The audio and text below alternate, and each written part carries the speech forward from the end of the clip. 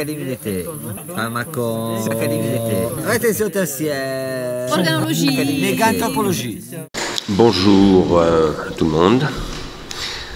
Donc on démarre cette nouvelle Académie d'été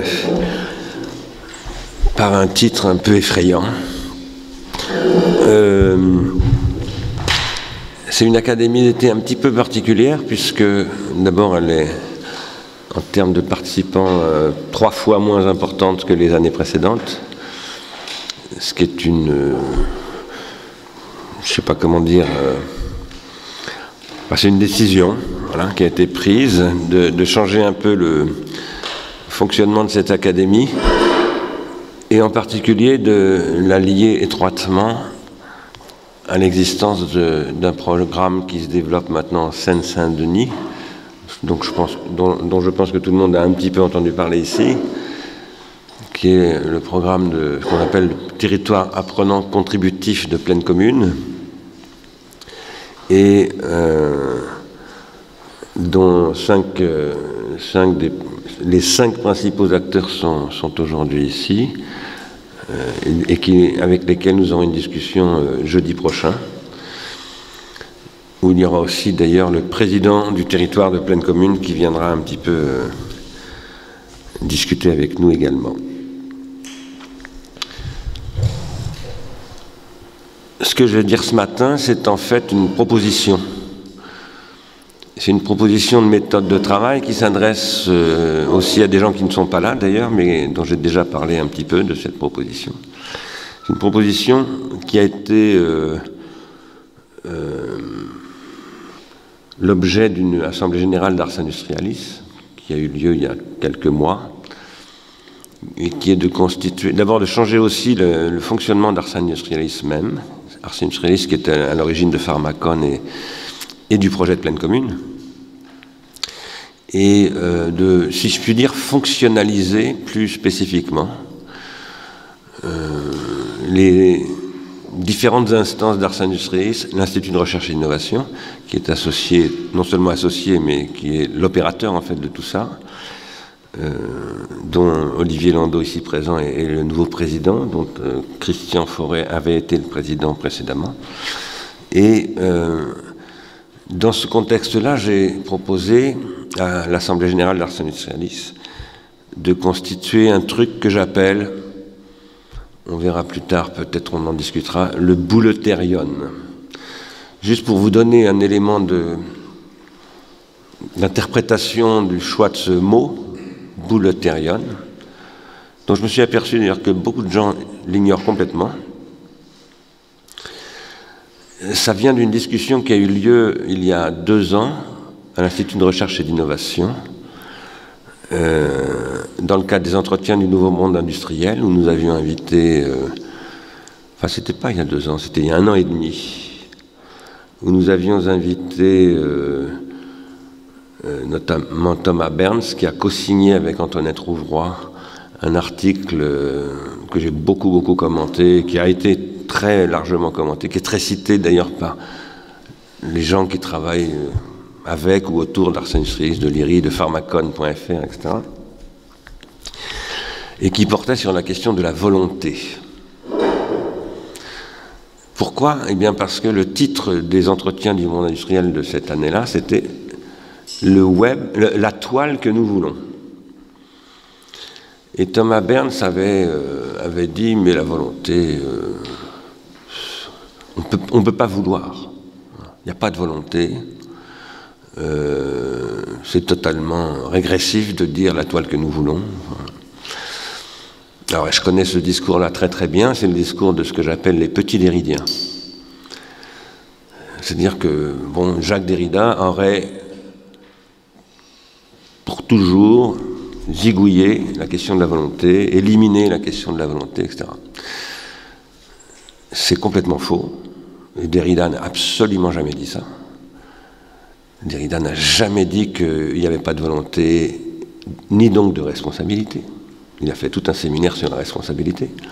Il a simplement dit, quand je dis simple, évidemment, c'est pas simple.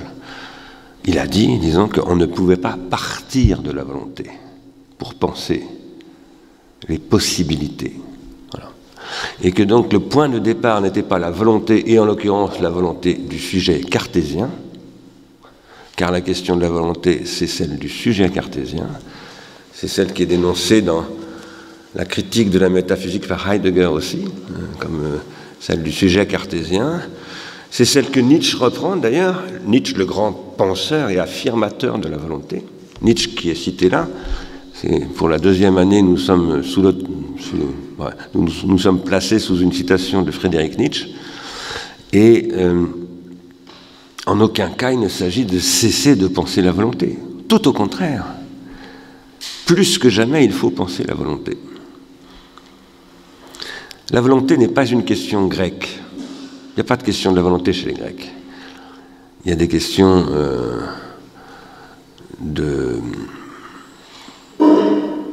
disons, de la phronésis, de la différence entre la noésis et l'action, etc., etc. Mais il n'y a pas de question de la volonté. La question de la volonté définit la métaphysique moderne, à proprement parler. Par contre, il y a chez les Grecs une question de la boulet. La boulet étant ce qu'on traduit en français par volonté, vouloir. Mais cette boulet est élaborée par une institution. Et cette institution s'appelle le bouleuterion, qui est l'ancêtre de ce qu'on appelle en France aujourd'hui l'Assemblée nationale. C'est le lieu de constitution de la cité grecque, de la police grecque. Et la police grecque, c'est avant tout la construction d'une boulet. C'est ça que ça veut dire.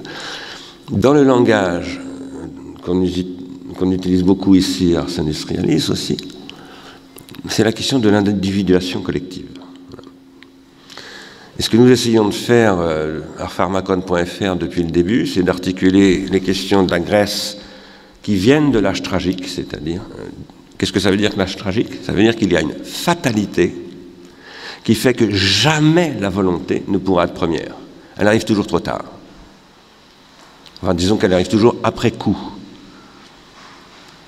Mais ça ne veut pas dire qu'elle n'est pas là et qu'elle n'est pas une question. Tout au contraire. C'est qu'est-ce qu'on fait de la fatalité, du fatum, du fait.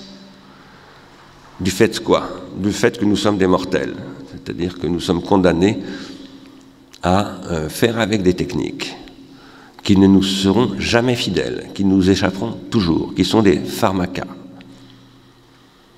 Donc nous essayons de penser cela ici, en l'articulant avec, disons, la philosophie et la phénologie, la déconstruction, toutes ces choses-là, et Gilbert Simondon,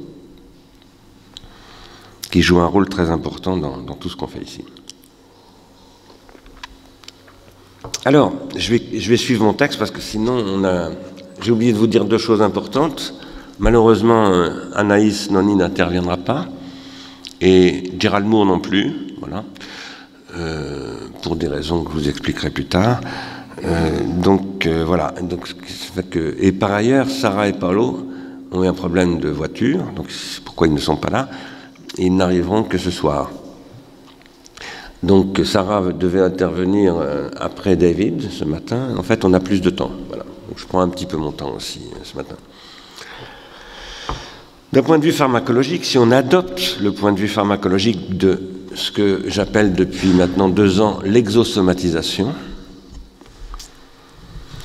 et si on adopte le point de vue de la raison conçue comme fonction d'orientation dans l'exosomatisation, ce qui est pour moi une manière de traduire dans le langage de la modernité scientifique la question des Grecs du 7e siècle avant Jésus-Christ, là où apparaît le premier bouleuterion à Milet, et c'est Thalès qui est à l'origine de ça.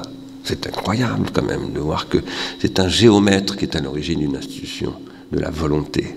Ça, c'est ça qui me paraît fondamental.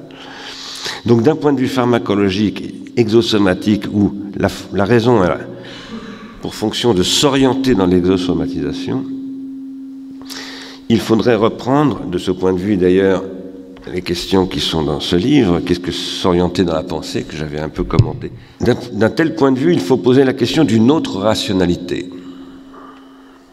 d'une nouvelle définition de la rationalité. Tout comme la volonté, d'ailleurs, les petits Derridiens disent que la raison, c'est plus une question. Voilà. Jamais Derrida n'a dit une chose pareille. Jamais aucun philosophe n'a dit une chose pareille. Il n'y a que les petits non-philosophes qui peuvent dire des choses pareilles. La raison est toujours la question, bien entendu. Mais la question se pose d'une nouvelle définition de la rationalité qui ne peut plus être la rationalité de ce qui est, à savoir de ce qui est vrai. Parce que la vérité ne peut plus être la vérité ni de l'être, qui est la vérité de Platon, disons, jusqu'à Heidegger, ni du devenir, depuis Nietzsche, et derrière Nietzsche, Deleuze et beaucoup d'autres. La vérité ne peut être que celle du convenir vers et pour un avenir. C'est-à-dire vers et pour ce qui permet de préserver, voire d'intensifier la négantropie. La négantropie telle que je l'écris avec un A et un H.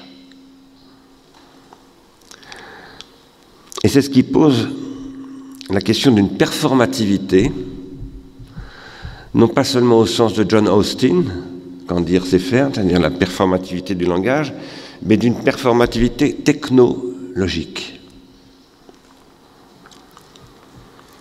Cette performativité technologique, qui est le grand impensé de la science et de la philosophie, absolument effrayant pour tout scientifique, pour tout philosophe.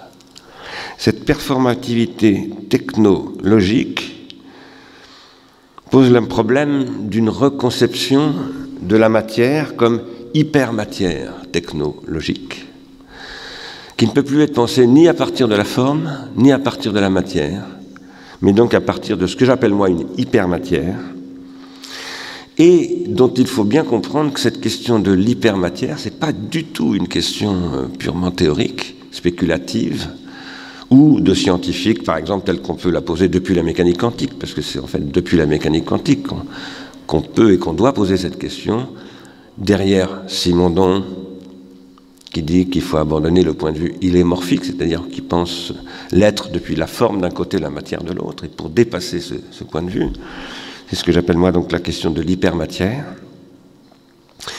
Et cette question de l'hypermatière, eh bien, telle qu'elle constitue une performativité technologique, si j'avais eu plus de temps, je vous aurais dit pourquoi elle se pose à travers ces technologies-là.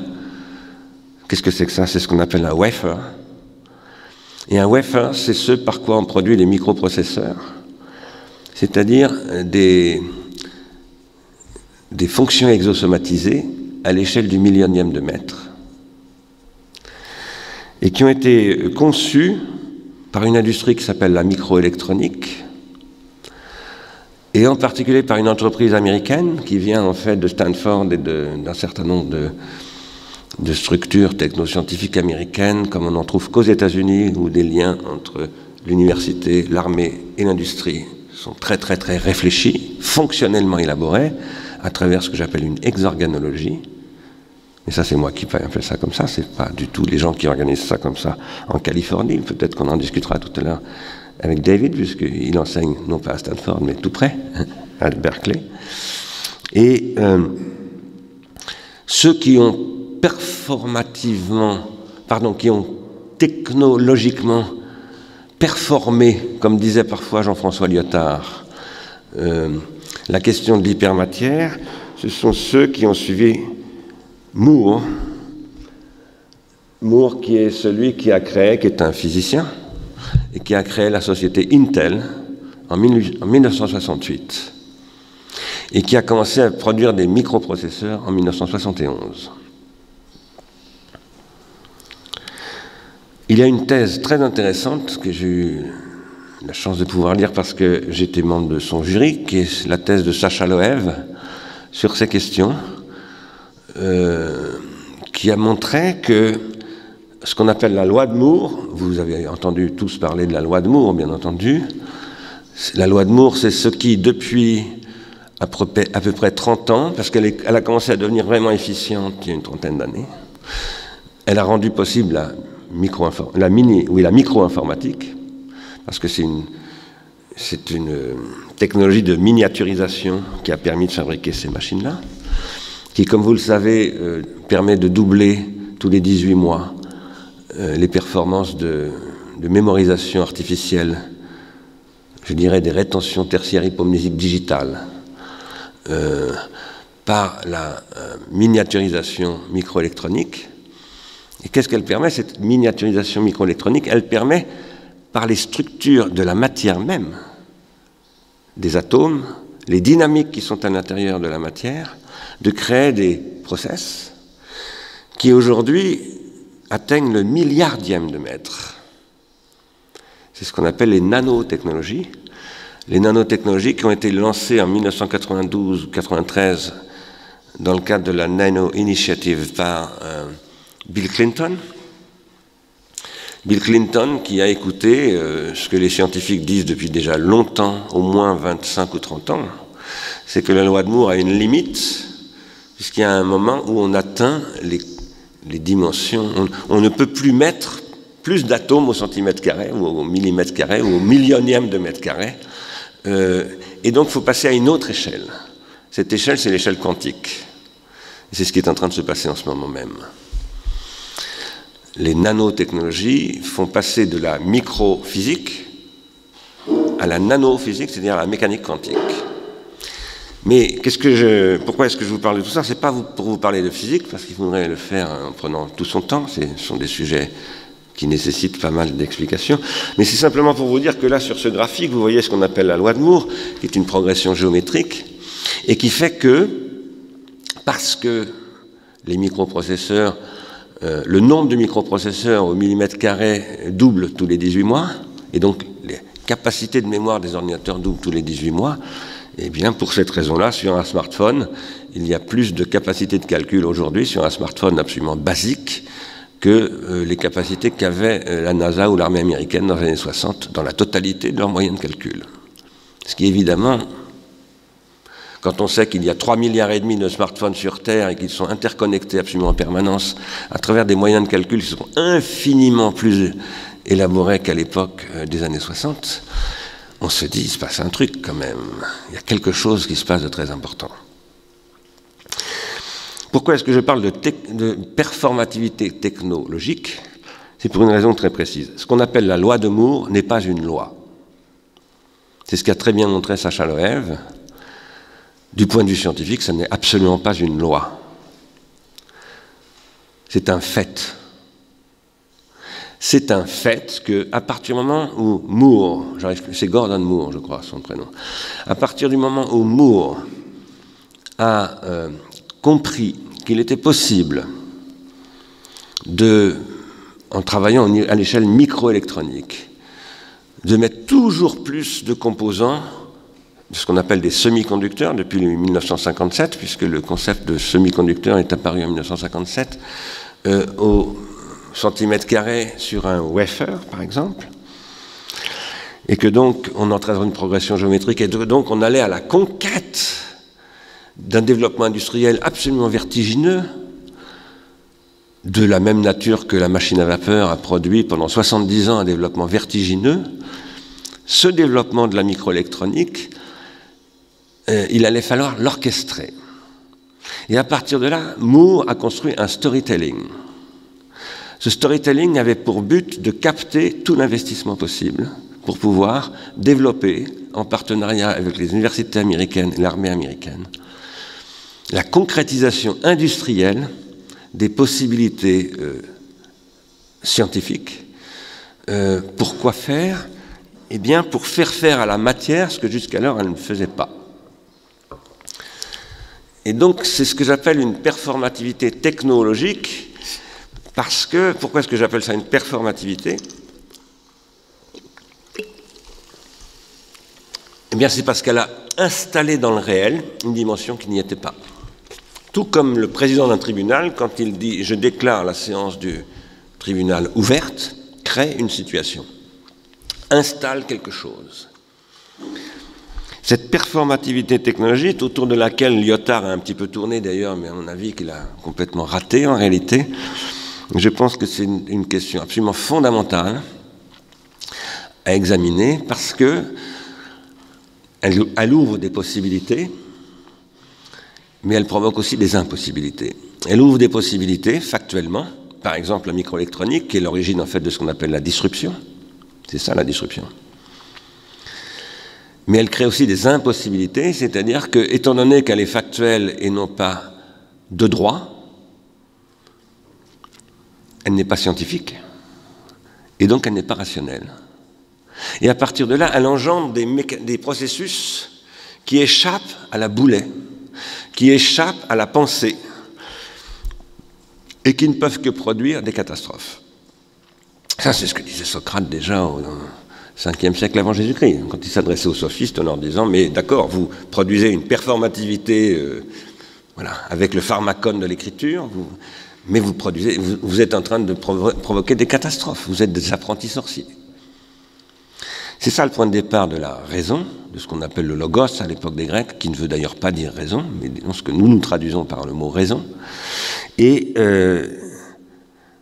c'est ce à quoi il faut revenir en y intégrant une question de la performativité technologique qui n'a jusqu'ici jamais été posée et qui pose d'immenses problèmes d'épistémologie, d'immenses problèmes, et qui nécessite de repenser les fondements de la physique de fond en comble, ni plus ni moins, et de la physique depuis la nanophysique, c'est-à-dire la mécanique quantique, jusqu'à l'astrophysique, sachant que à travers ces niveaux, nanophysique, microphysique, macrophysique, astrophysique, nous avons affaire à des échelles et donc à des franchissements de seuils, et si nous ne sommes pas capables de penser ces seuils, cette scalabilité, comme on dit dans le monde de l'industrie électronique, eh bien, nous ne pouvons absolument pas du tout avoir la moindre prise sur ce qui se passe.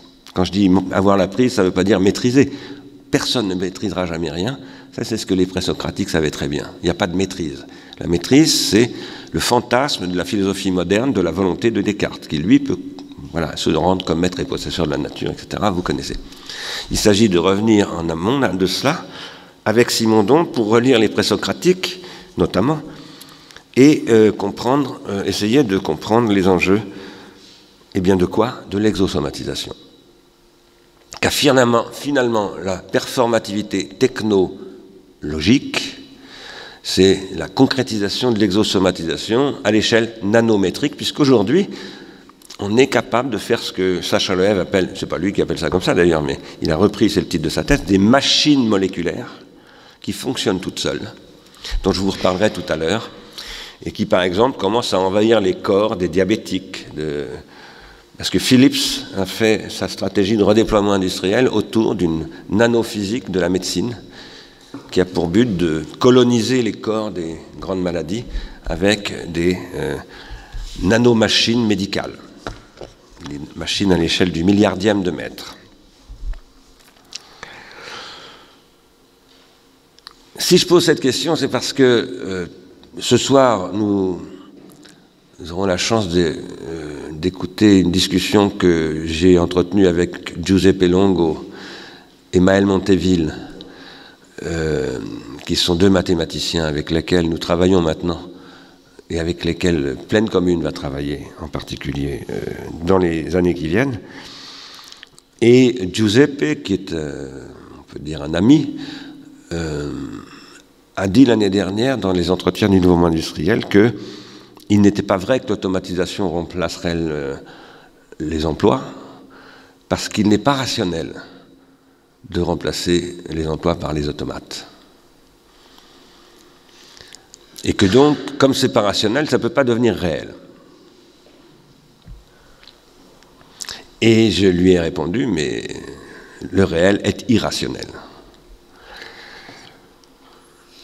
Et tout le problème, c'est que précisément, si nous avons besoin de la raison ou du logos pour nous orienter dans l'exosomatisation, c'est que l'exosomatisation n'arrête pas de transformer le réel, et cette transformation du réel est irrationnelle.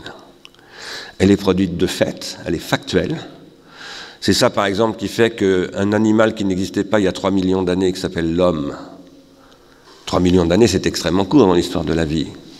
Ça fait des milliards d'années que la vie est sur Terre.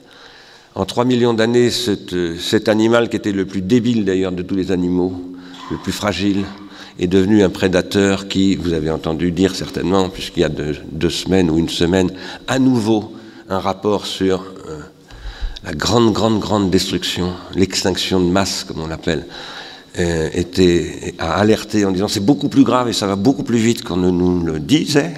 Voilà, la 6e extinction de masse. L'homme est un être débile qui a transformé sa débilité en efficience, en cause efficiente et en cause matérielle par l'exosomatisation. Et cette transformation factuelle est irrationnelle puisqu'elle détruit en fait les grands équilibres essentiels à la biosphère dans laquelle la vie se développe dans l'univers. Il y a sûrement d'autres formes de vie dans les milliards d'étoiles qu'il y a dans l'univers, mais d'un point de vue probabilistique, on se dit ouais, c'est vraisemblable, mais on n'en connaît pas pour le moment. Et le seul endroit dans l'univers connu où il y a de la vie, c'est ici. Et cette vie est en train d'être détruite par l'exosomatisation. Et c'est ça qui fait qu'il faut, quand on fait de la philosophie, toujours interroger la différence entre le droit et le fait. Le fait, c'est l'exosomatisation. Le droit, c'est le redressement du fait. Le redressement au sens où on redresse un courant continu pour en faire un courant alternatif. Ou c'est le contraire, excusez-moi. Et c'est le contraire. On le polarise précisément entre un pôle négatif et un pôle positif. Cette polarisation qui s'inscrit sur ce que Gilbert Simondon appelle une dyade indéfinie, eh bien c'est celle qui fait que l'homme, en s'élevant, en se dressant, en s'exosomatisant, en ayant la capacité à atteindre des performances extraordinaires, dont une par exemple est très probablement attestée il y a déjà au moins 100 ou 200 000 ans, qui est le fait que l'homme tout à coup atteint 300 à 350 km/h à travers ses flèches et donc devient le premier prédateur. Il attrape tout. Il ne craint plus personne. Il ne craint plus ni les lions, ni les... Voilà. Il arrive à éliminer tous ces prédateurs. Il devient le prédateur de tous les animaux et de tout le vivant. À travers cette performativité qui fait qu'il atteint la vitesse de libération, 28 000 km/h, il y a 30 ou 40 ou 50 ans, et que maintenant il est capable de faire circuler les informations à 200 millions de mètres par seconde. Tout ça fait que, de fait, tout ce qui se passe dans la biosphère est absolument transformé. Mais si on n'y inscrit pas une critique de droit qui va énoncer des limites, donc si on ne pratique pas la philosophie au sens kantien, qui consiste à énoncer des limites, eh bien on ne peut que provoquer des catastrophes.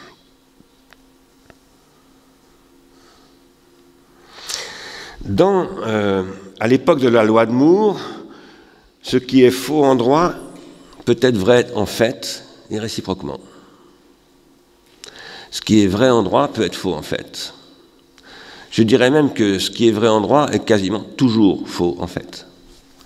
Et je prends le mot en droit aussi bien dans le sens de Thalès géomètre que dans le sens de Thalès nomothète.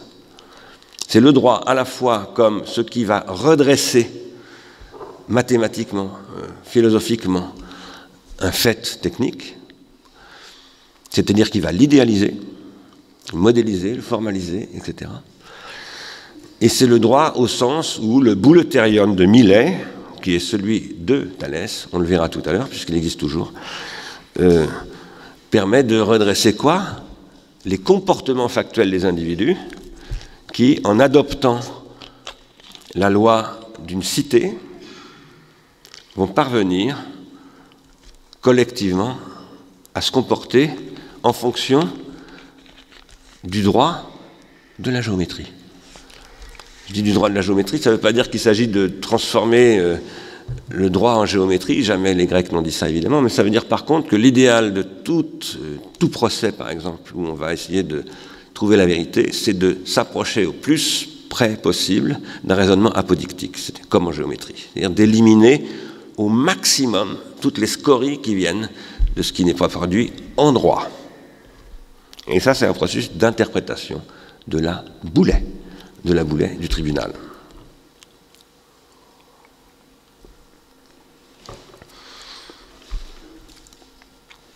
Alors,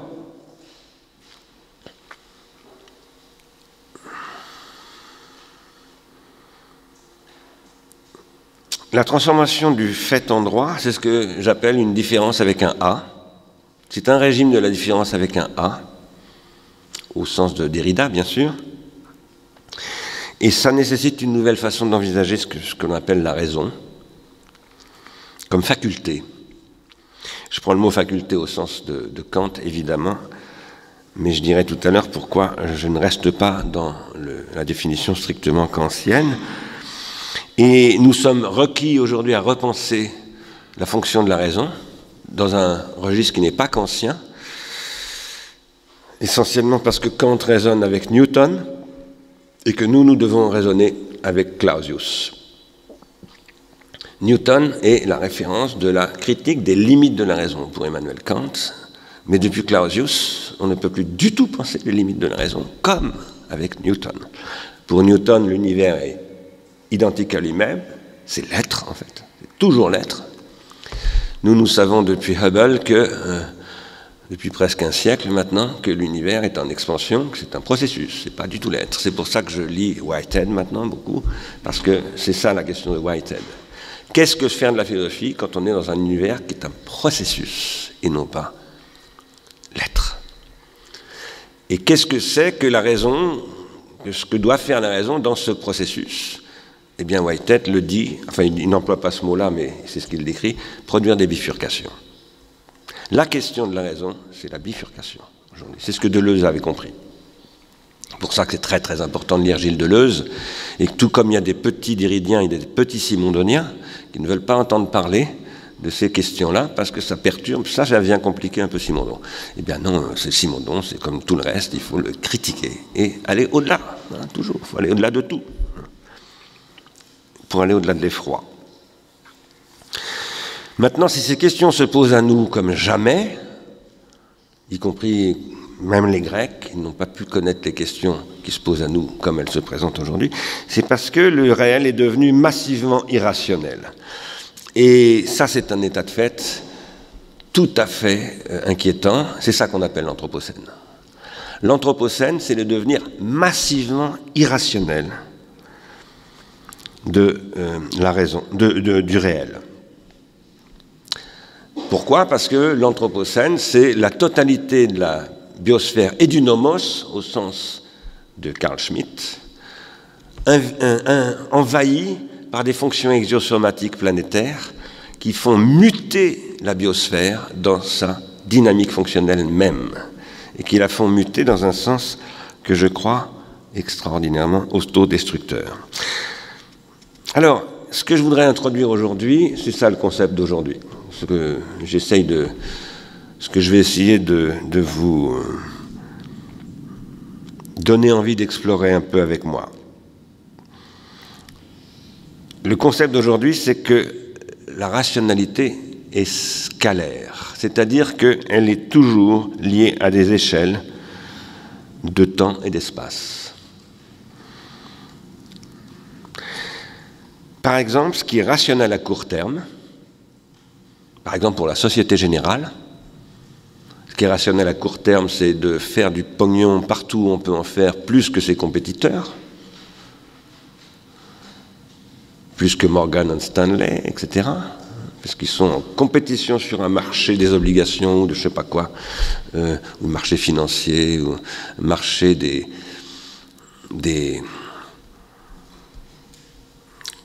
comment on appelle ça?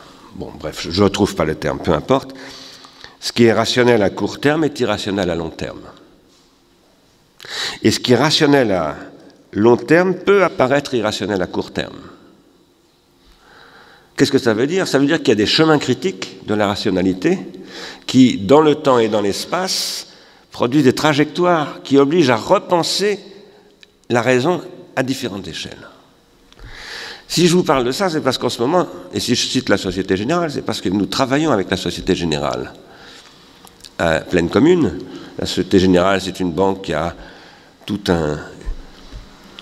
un groupe de traders, et donc de spéculateurs extrêmement doués en mathématiques d'ailleurs, et qui font des choses qui sont exactement à l'opposé de ce qu'on veut faire à Pleine Commune. Et la Société Générale nous accompagne à Pleine Commune. Comment ça se fait?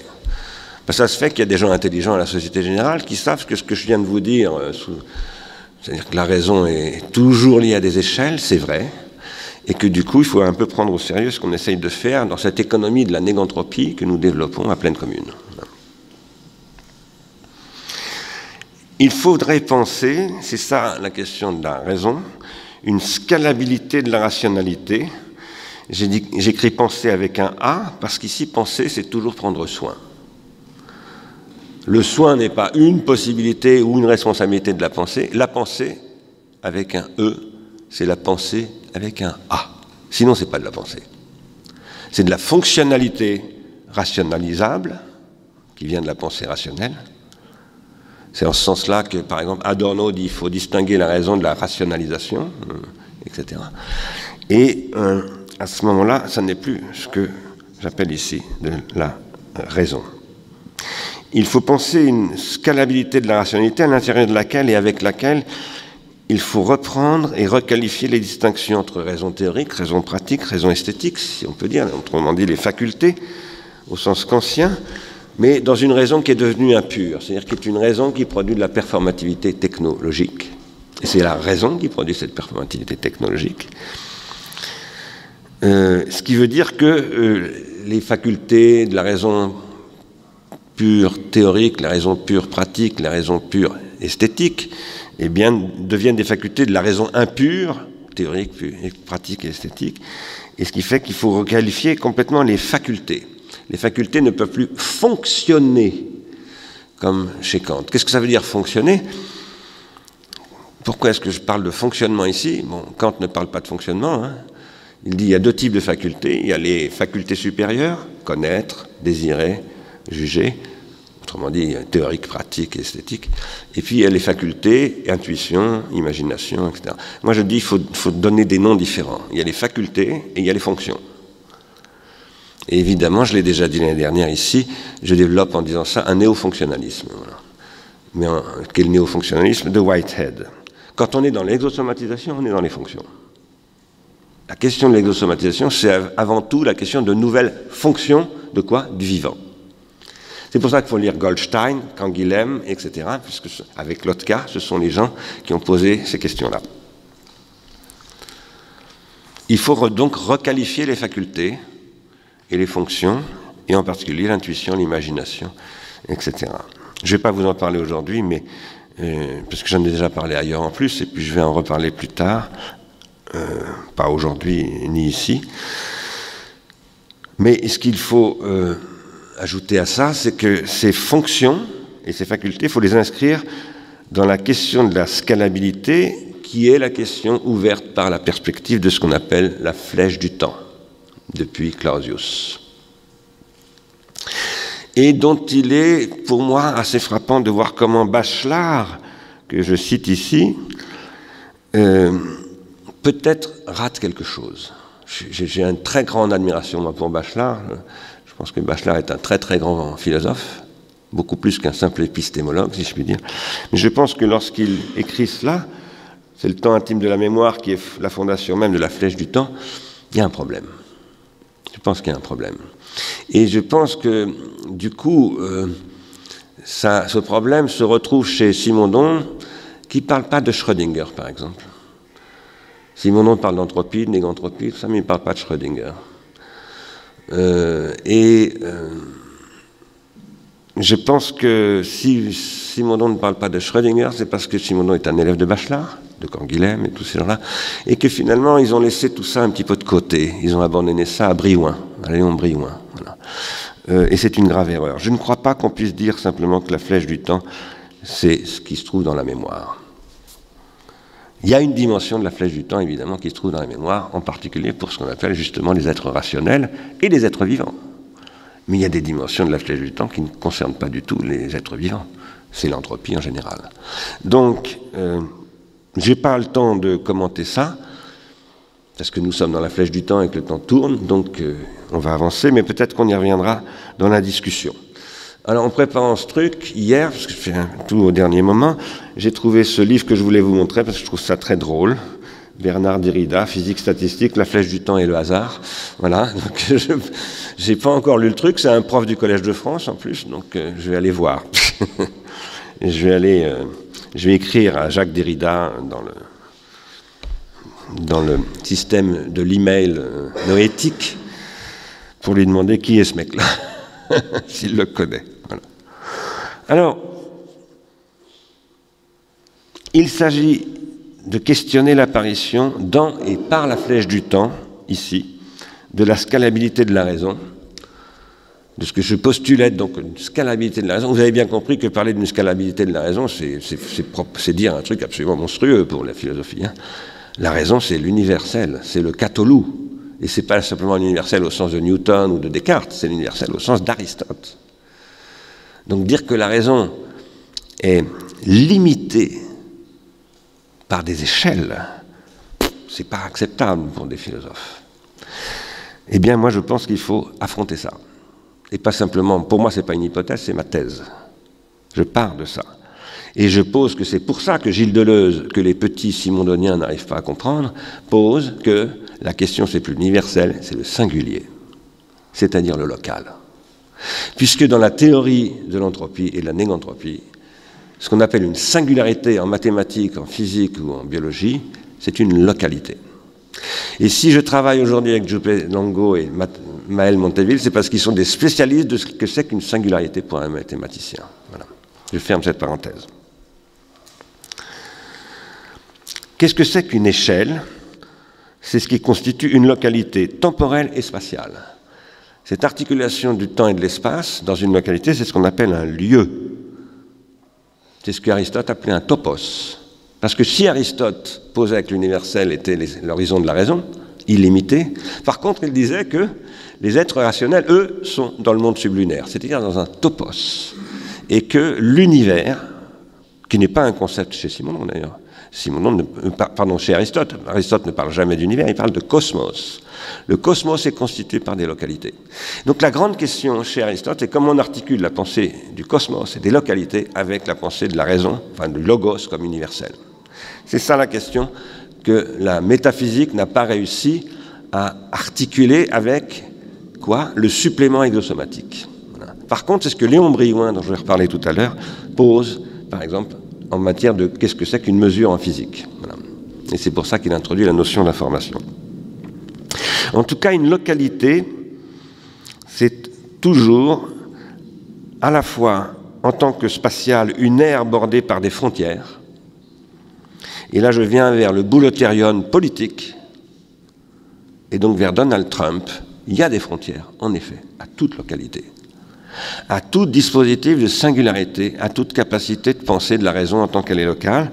Ces frontières peuvent être visibles, comme par exemple entre Israël et la Palestine, ou comme entre le Mexique et les États-Unis. En tout cas, c'est ce que voudrait Trump. Elles peuvent être invisibles aussi, ces frontières. Il y a des tas de frontières qu'on ne voit pas. Par exemple, on est en train de discuter avec un mathématicien qui pense en mathématicien, on est philosophe, il y a des frontières, ça s'appelle une discipline. Une discipline, ça constitue des frontières. Plus ou moins perméables, bien entendu. Une frontière n'est pas forcément fermée, elle peut être extrêmement ouverte. Il y a aussi des frontières audibles et inaudibles. Par exemple, dans ce livre, Derrida pose la question des Éphraïmites qui n'arrivent pas à entendre et à prononcer comme les Hébreux. Exact. Ils parlent la même langue qu'eux, mais ils ont un défaut de prononciation du point de vue. Et ils vont être massacrés. Voilà. Ça s'appelle le shibboleth. Et dont a beaucoup parlé Freud. C'est pour ça que Derrida l'a repris. Le shibboleth, c'est aussi le fait que, par exemple, en Chine, je n'arrive pas à prononcer certains mots tout à fait basiques, bonjour, au revoir, etc., parce que je n'arrive pas à prononcer. Et si je n'arrive pas à prononcer, parce que mon corps ne veut pas. Mon corps n'a pas su constituer les connexions synaptiques élémentaires qu'un petit gamin chinois entre sa naissance et 5 ans entend et qui constitue ses synapses sur cette base-là.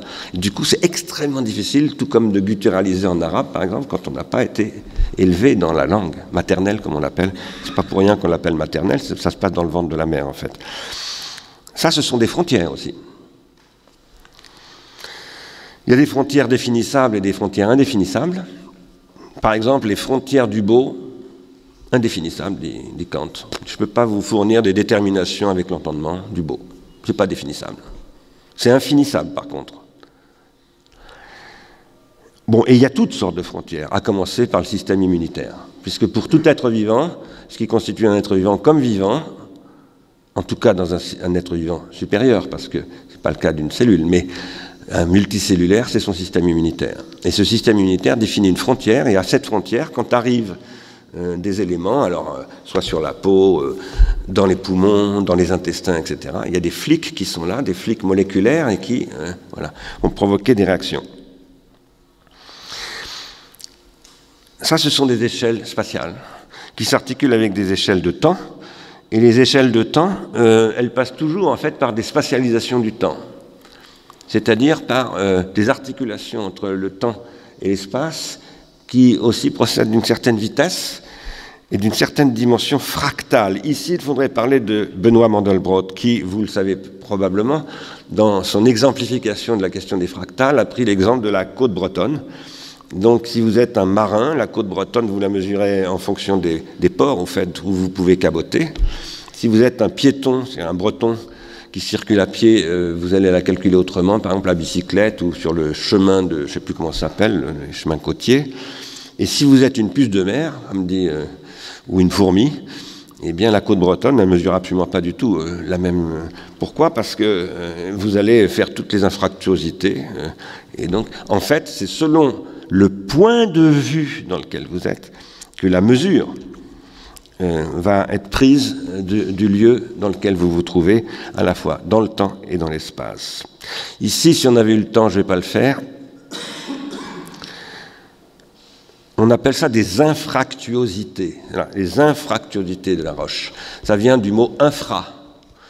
Et dans le séminaire que j'ai donné l'année dernière pour Pharmacon et Pleine Commune, j'ai parlé de l'inframince. Voilà. Si j'avais eu le temps, je vous aurais parlé de l'inframince, qui est une échelle très particulière, ce que Marcel Duchamp appelait l'inframince, dont je pense qu'il faut aller l'articuler avec l'inconscient de Sigmund Freud. Et qui a une échelle, la découverte de Freud avec les hystériques en 1895 à peu près, c'est qu'il y a une échelle de la raison. Il a affaire à la déraison au sens psychiatrique du terme, c'est-à-dire à la folie. Il y a une échelle de l'être raisonnable, qui est l'être qui peut devenir fou, qu'il appelle l'inconscient, et dont je pense qu'il procède de ce que Marcel Duchamp appelle l'inframince, et qu'il y a une question d'échelle ici aussi. Alors, il faudrait articuler tout ça avec Léon Briouin dans ce livre, dont je ne parlerai pas, mais je suis en train d'écrire un peu dessus en ce moment, un livre assez compliqué pour moi d'ailleurs, parce que c'est un livre très mathématisé, il y a plein de choses qui m'échappent complètement, mais où Léon Briouin dit, en fait, il n'existe aucune pratique scientifique sans instrument de mesure, et il n'existe aucune mesure qui ne localise pas la mesure, c'est-à-dire à une certaine échelle.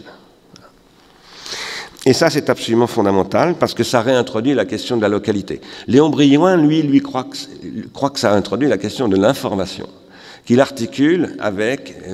je vous ai envoyé un article de Hughes concernant Simondon et la théorie de l'information, et la question de l'information plutôt. Il parle un petit peu de Briouin, mais pas beaucoup finalement.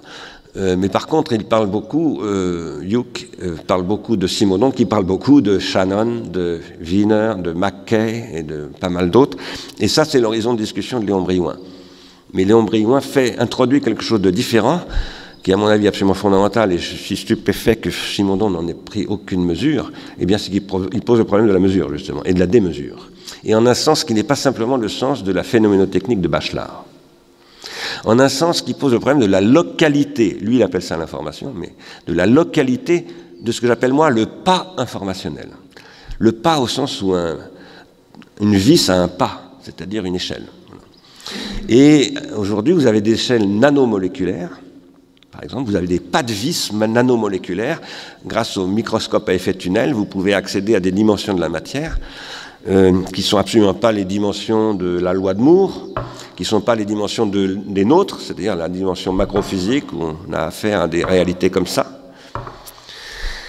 et qui sont aussi les pas des instruments spatiaux, les observatoires dans l'espace, sur lesquels nous travaillons avec l'IRI et le CEA, qui donnent accès à encore toute autre chose, qui est les échelles de l'infiniment grand, c'est-à-dire les échelles, non seulement du système solaire, mais de la galaxie dans laquelle nous vivons, etc., etc., où là apparaissent des trucs qu'on appelle des trous noirs, de l'antimatière, etc.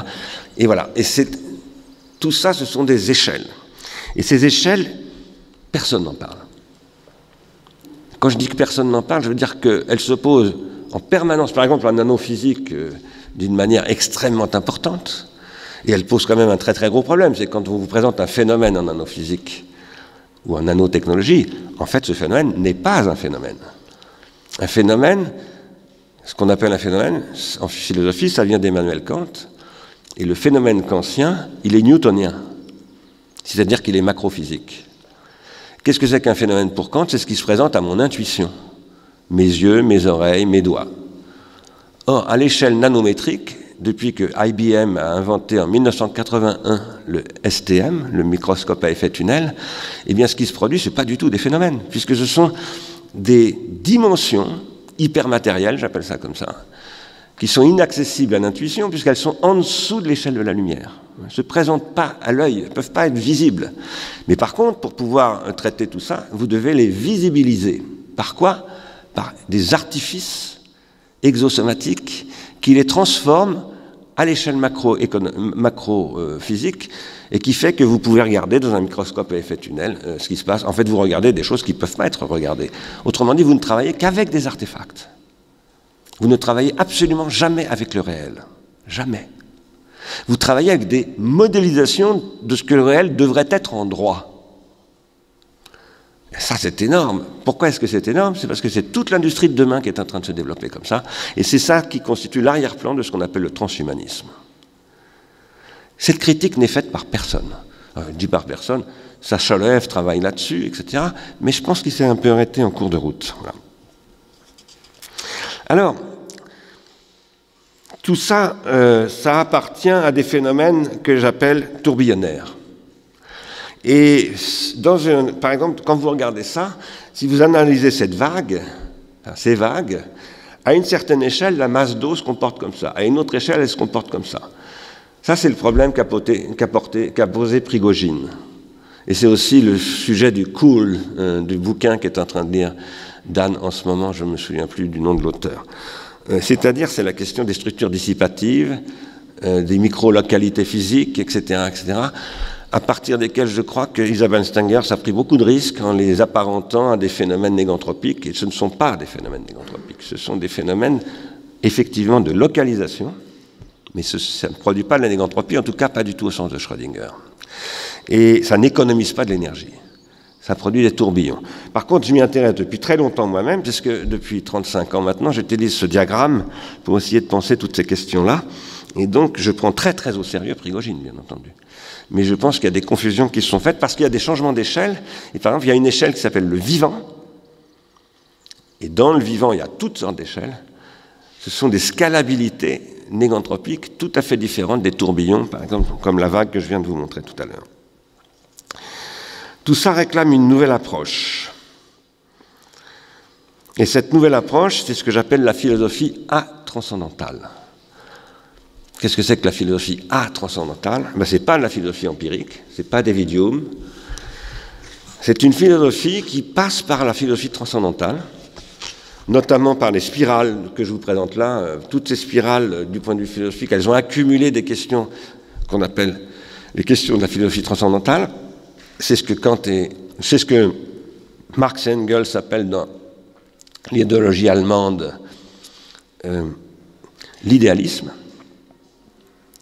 Et cette question de l'idéalisme, on ne peut absolument pas la dépasser, on doit la transvaluer. Ce n'est pas du tout la même chose.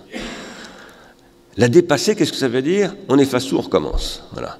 C'est-à-dire qu'on fait table rase, comme disait Descartes. On efface tous les trucs, D'ailleurs, Descartes n'a absolument pas fait table rase. Même s'il dit qu'il faut faire table rase, il n'a pas du tout fait table rase. Descartes, sans les Grecs et sans la philosophie médiévale, sans la scolastique, n'aurait pas pu advenir. Bon, peu importe. Mais en tout cas, l'idéalisme, ce n'est pas du tout quelque chose dont il faut faire table rase, c'est quelque chose qu'il faut transvaluer.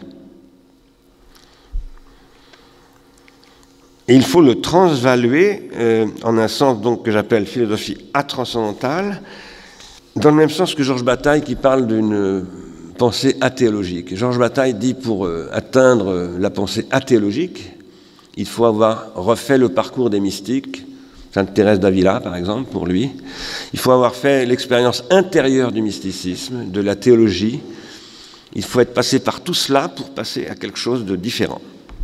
Et donc, il faut reconnaître tous ces parcours comme des nécessités qu'il faut transvaluer. Alors, la philosophie transcendantale dont j'essaye de parler, c'est celle d'une échelle de temps d'abord.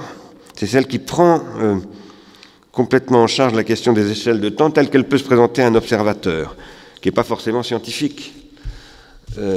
Là, ce que vous voyez, ce sont des enfants qui observent une éclipse, et qui, avec ces appareils, qui sont très élaborés, sont capables de voir des choses extraordinaires. Ces échelles de temps, qui sont les échelles de temps des observateurs, elles se produisent dans des échelles spatiales. Échelles spatiales, donc, qui peuvent me projeter dans une autre échelle de temps. Si, par exemple, je suis capable d'aller voir, je ne sais pas, des comètes au fin fond du système solaire ou ailleurs, et je peux aller beaucoup plus loin que le système solaire, je change complètement d'échelle de temps. Et cette translation, par l'instrument d'observation, produit un changement d'ordre de grandeur. Et ça provoque une disharmonie, ce que j'appelle une disharmonie scalaire.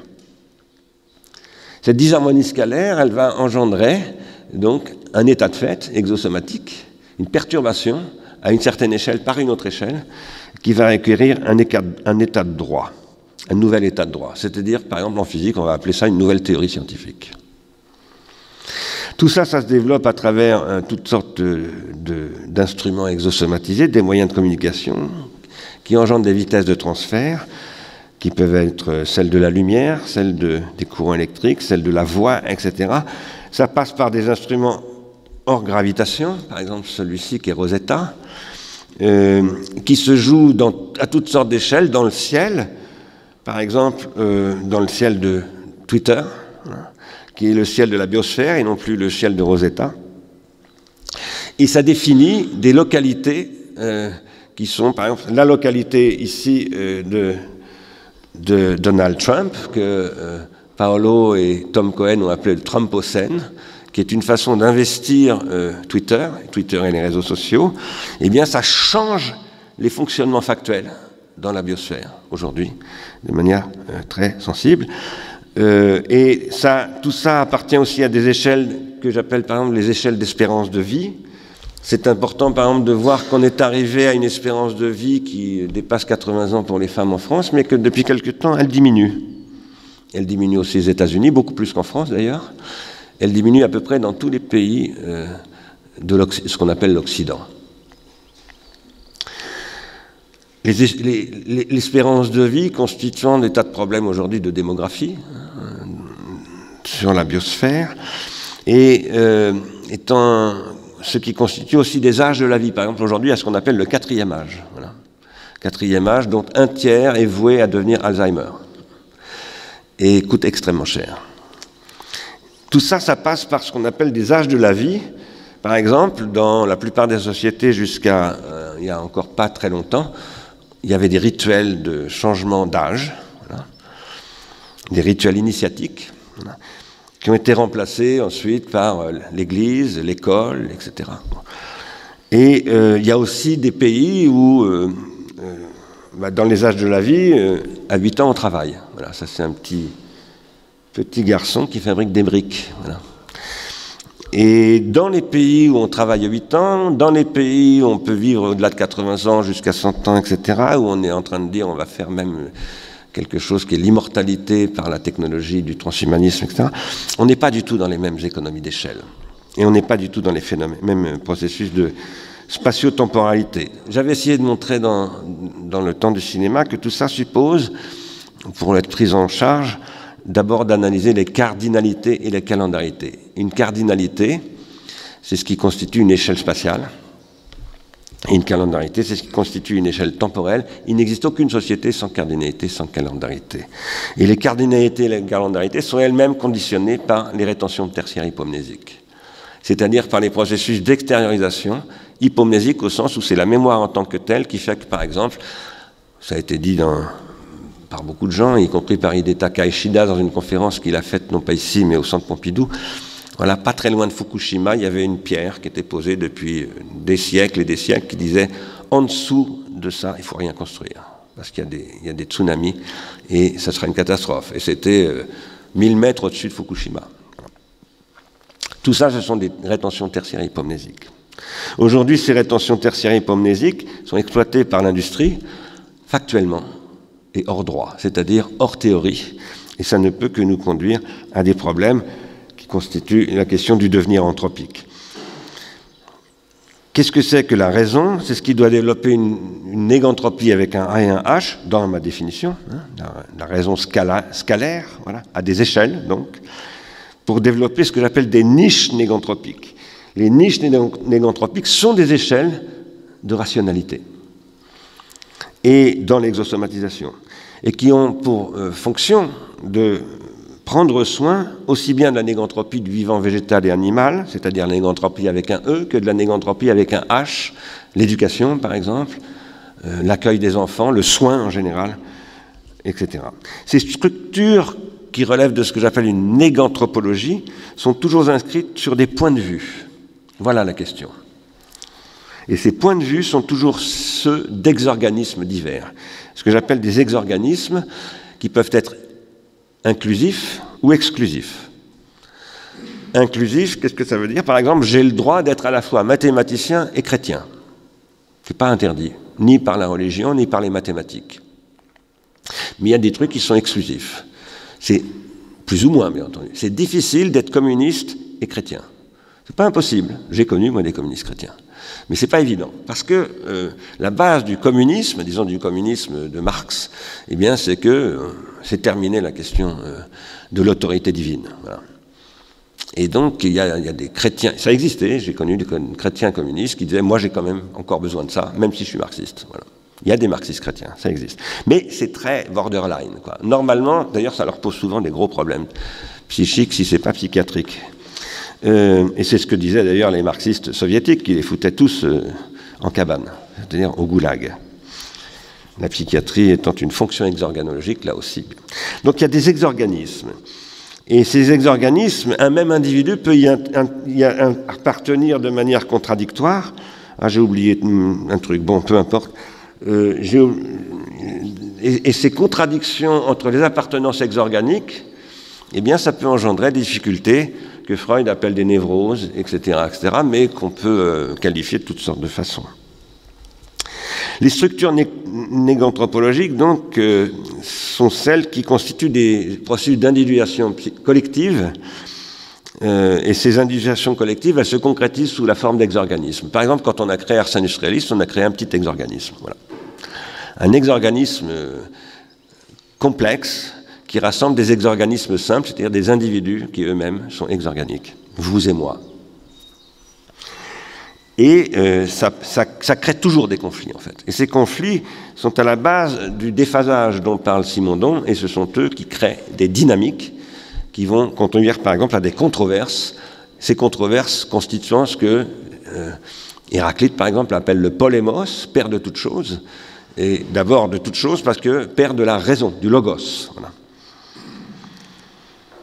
Alors, la vie consiste essentiellement, la vie des êtres exosomatiques consiste essentiellement à tenter de résoudre ces conflits, mais ça génère toujours de nouveaux conflits. Et la plupart du temps, pour tout dire, l'être exosomatique simple, c'est-à-dire l'individu psychique, ne peut pas résoudre ces conflits. Il y a un moment donné où ces conflits ne sont pas, il n'y a pas de solution. Et à partir de là, l'être exosomatique régresse.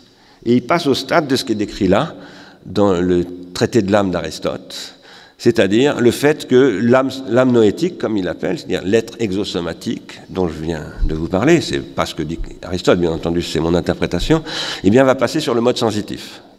C'est-à-dire va fonctionner comme une âme sensitive, c'est-à-dire avec des réflexes, avec des systèmes réflexes, purement et simplement. C'est-à-dire système réflexe étant précisément le contraire de la réflexion, c'est-à-dire de la boulet, c'est-à-dire de la délibération. Puisque l'organe, le bouleuterion, c'est l'espace de la délibération. C'est la volonté telle qu'elle se produit par la délibération, la phronésis, etc., etc. À ce moment-là, ce que je soutiens, c'est que ce que décrit Aristote dans le traité de l'âme comme une régression, c'est ce qu'on appelle dans la psychanalyse la pulsion de mort. Et je pense que c'est l'enjeu, en fait, de ce texte de Freud qui va révolutionner la psychanalyse. Je soutiens depuis le début ici qu'on n'a toujours pas compris que c'est une révolution qui se produit dans ce texte de 1920, qui remet complètement en question les concepts fondamentaux de la psychanalyse de l'hystérie, qui avait été constitué dans la pensée de l'hystérie. Et on peut dire que dans ce livre, lorsque donc, à partir d'une réflexion sur l'effroi qui est créé par les explosions dans les tranchées de la guerre de 14 chez les soldats autrichiens que maintenant soigne en 1919 Sigmund Freud, à partir de l'effroi, Sigmund Freud fait une découverte, c'est que l'effroi engendre une compulsion de répétition. Cette compulsion de répétition, c'est celle qu'on trouve dans les cauchemars de ces pauvres soldats qui, toutes les nuits, rêvent quoi? Leur mort, en fait. L'effroi provoqué par la mort. Et ce que va découvrir Freud, c'est que derrière ça, il y a donc une compulsion de répétition qui est en fait une dimension fondamentale du désir, où il va découvrir qu'en fait la pulsion de mort, ce qu'il va appeler la pulsion de mort, constitue le désir.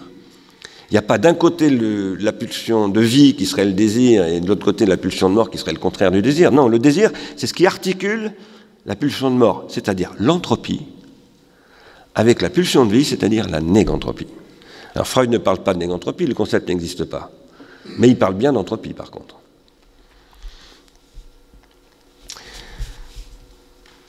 Tout ça, je pose que si on veut le penser, il faut aller un petit peu au-delà. Et il faut poser le problème des conditions dans lesquelles ce qu'on appelle chez les animaux l'instinct de conservation peut se transformer en pulsion de mort. La pulsion de mort, ce n'est pas du tout un instinct. Si c'était un instinct, elle ne serait pas transformable en désir, précisément. C'est-à-dire en sublimation. Et donc en idéalisation. La transformation de l'instinct en pulsion, c'est ce qui relève d'une exorganologie. Alors, j'introduis ce nouveau terme, là, je suis désolé, parce que de temps en temps, je produis des nouveaux mots. Bon, pendant longtemps, je disais, voilà, il faut faire de l'organologie générale. Et bien maintenant, je dis qu'il faut faire de l'exorganologie. Alors, je ne dis pas qu'il n'y a plus d'organologie générale, il reste une organologie générale, mais l'exorganologie, c'est ce qui est une dimension de l'organologie. Et je reprends le mot organologie que définit Canguilhem. Chez Canguilhem, l'organologie, c'est l'organologie y compris des êtres vivants, y compris de la cellule. Voilà. Il y a une organologie de la cellule. Et dans l'organologie générale, il y a une exorganologie qui va s'attacher à décrire précisément les exorganismes. L'exorganologie, c'est la théorie des exorganismes complexes, pour être plus précis. Sachant que les exorganismes simples sont toujours inscrits dans une exorganologie. Cette exorganologie doit être une théorie, une pratique des localités et des échelles de localité. La plus vaste échelle de localité, pour nous, les êtres humains, c'est la biosphère. Et nous sommes tentés depuis longtemps de quitter la biosphère. Dan nous en parlera un tout petit peu dans son intervention, je crois, parce qu'il y a eu la question qui a été posée, par exemple, par cet astrophysicien dont je ne retrouve plus le nom, qui est très très connu, canadien, et qui a essayé d'imaginer comment on pourrait quitter le système solaire, parce qu'il dit le Soleil va dans 4 milliards d'années, c'est fini le Soleil. Bon, donc il a proposé des hypothèses pour que l'espèce humaine puisse quitter le système solaire. Ça, c'est une réflexion plus ou moins à prendre au sérieux. Mais il y a aussi la question que pose Carl Schmitt, par exemple, de la déterritorialisation que Peter Zendy a projetée dans l'espace, dans la conquête spatiale. Il a analysé ça, Schmitt s'y réfère déjà, à ce que la conquête spatiale induit comme changement du rapport au droit, au nomos, etc., etc. Et puis il y a évidemment ce texte de Edmund Husserl, extrêmement important, qui est en fait la question du rapport entre la raison et la Terre. La Terre en tant qu'elle est un certain rapport à l'attraction terrestre et qu'elle constitue le haut, le bas, les topoi dont parlait Aristote. Et Husserl dit, sans ces topoi, il ne peut pas y avoir de phénoménologie rationnelle. Et donc, il dit, si par exemple on partait sur la Lune, eh bien la Terre, enfin, on transporterait quelque chose. Qu'est-ce qu'il pose comme question? Ce que Zendy recroise avec la réflexion de Kant sur les extraterrestres, la possibilité d'une raison hors terrienne, mais il pose la question de la localité de la raison. Il faut penser et penser les points de vue, parce que finalement la Terre est un point de vue sur l'univers, qui est lui-même visible uniquement à travers des organes artificiels, des lunettes comme celles de Galilée, etc., etc. Et ces points de vue, ils sont élaborés par des exorganismes complexes. Parce qu'une lunette, je vous ai montré tout à l'heure des enfants qui regardaient à travers des télescopes une éclipse, ils ne regardaient évidemment pas du tout ça comme des physiciens. Donc ces lunettes, ces artefacts, ces organes exosomatiques, selon que vous les manipulez en tant que consommateur, que banquier ou qu'observateur d'une éclipse ou que physicien, vous n'êtes pas dans les mêmes exorganismes. Donc vous pouvez avoir des mêmes organes exosomatiques qui sont pratiqués différemment dans des exorganismes qui apparemment sont au même endroit, mais en réalité pas du tout. Le point de vue n'est pas constitué simplement par l'occupation spatiale, mais il est constitué par une échelle de temps. Par exemple, l'échelle de temps des physiciens, c'est d'abord l'échelle de temps de ce qu'on appelle la physique. Voilà. Et donc la connaissance de tout ce qui s'est accumulé depuis 3000 ans à peu près sur la physique, en Chine ou en Europe. Et je dis en Chine ou en Europe parce qu'on reparlera avec Youb du point de vue de la Chine, sur ces questions, Chine qui est une très très grande civilisation, la seule civilisation millénaire, plurimillénaire même, qui existe aujourd'hui sur la Terre. Et les points de vue en Chine ne peuvent pas être les mêmes qu'en Occident, parce que précisément cette échelle de temps de civilisation plusieurs fois millénaire, nous ne la connaissons pas. L'Occident n'est pas une civilisation plusieurs fois millénaire. C'est une civilisation qui s'est sans cesse remise en question, qui s'est sans cesse reconstruite, etc.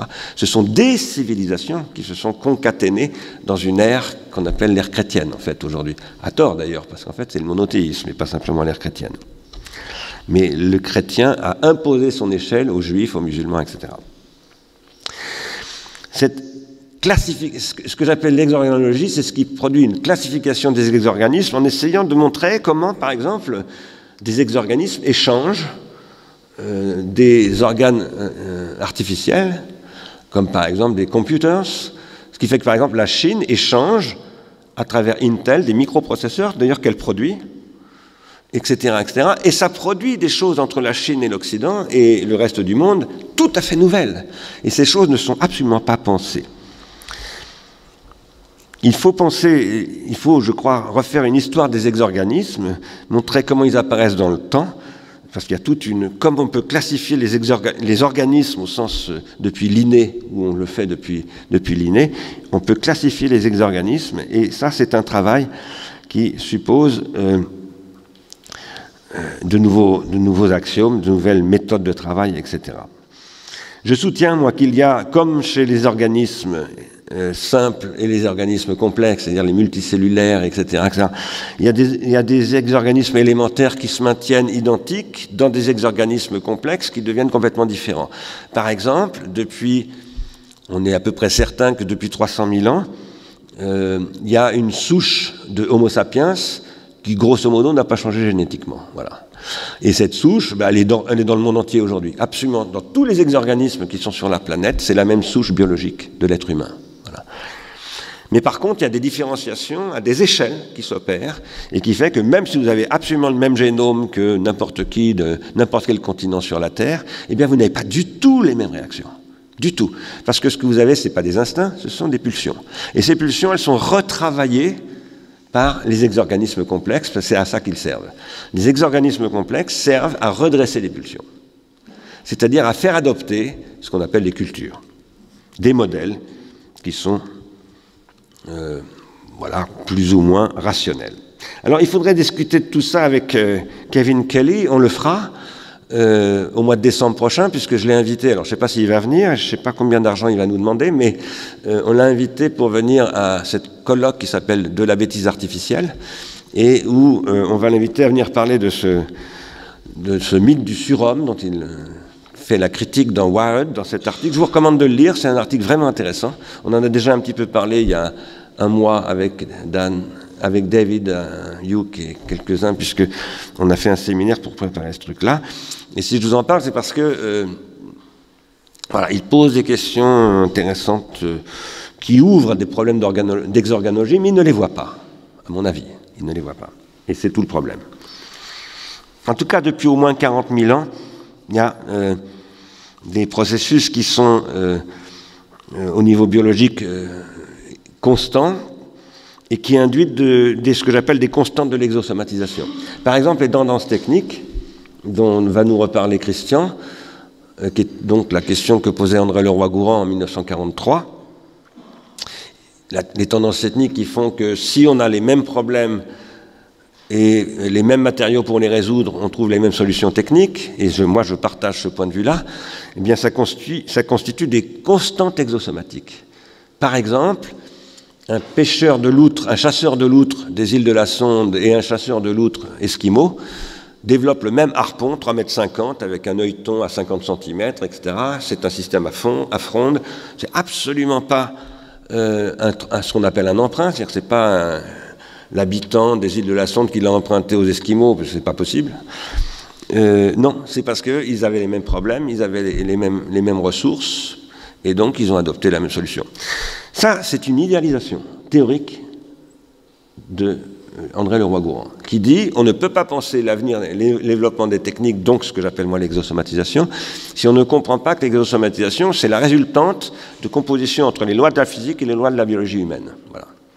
Mais cette résultante produit idéalement un tel résultat. Il se trouve que dans ce cas-là, les harpons à propulseurs, ça se réalise quasiment en totalité. Sauf que les harpons à propulseurs des Esquimaux sont sculptés d'une certaine manière, et ceux des îles de la Sonde sont sculptés autrement, parce qu'ils n'ont pas les mêmes références chamaniques, etc. Ce sont des sociétés chamaniques. Donc il y a des constantes physiques et organiques qui surdéterminent des constantes exorganologiques. Et ça constitue, tout ça, des relations transductives entre des organes artificiels, des organes sociaux et des organes naturels, enfin des organes endosomatiques. Et ça, c'est ce qui constitue l'objet de l'organologie générale. Et ça reste le sujet de l'organologie générale. Maintenant, si on veut penser la condition dans laquelle les grands exorganismes complexes, qui conduisent à ce que j'appelle maintenant des exorganismes hyper complexes, apparaissent, eh bien, il faut étudier les rétentions tertiaires hypomnésiques. Ça, c'est ce à quoi devaient ressembler les stocks de la bibliothèque d'Alexandrie il y a 2000 et quelques années, puisque c'était des papyrus, voilà, qui se présentaient comme ça. Ces papyrus ont été à l'origine de l'empire d'Alexandre et d'une façon générale de l'impérialisme occidental sous ses différentes formes, Alexandre, Rome, etc., etc. Aujourd'hui, ce qu'on appelle l'impérialisme américain, c'est l'accès à un certain type de rétention tertiaire hypomnésique au moment où la Chine elle-même développe un autre type de rétention tertiaire hypomnésique qui sont aussi enroulés comme ça. Donc c'est le même type de support, ce ne sont pas des papyrus, mais ce sont des équivalents. Et par contre, le codage qui est dessus n'est pas le même. En Chine, ce sont des idéogrammes, ce qu'on appelle des caractères. À Alexandrie, ce sont des lettres. Et ça, c'est très, très, très important. Et ça, c'est ce que Simondon ne comprend pas. Simondon ne comprend absolument pas que la question des supports et du codage est absolument fondamentale et qu'on ne peut pas la neutraliser. Lui, il dit, c'est une question technologique triviale, on la sort. Voilà. Ça, c'est pas possible. Sur la base de ces rétentions tertiaires hypomnésiques vont se constituer de grands exorganismes qui peuvent devenir énormes, comme par exemple celui-ci, Trinity College. C'est la plus belle bibliothèque du monde, en tout cas, je l'ai déjà présenté ici.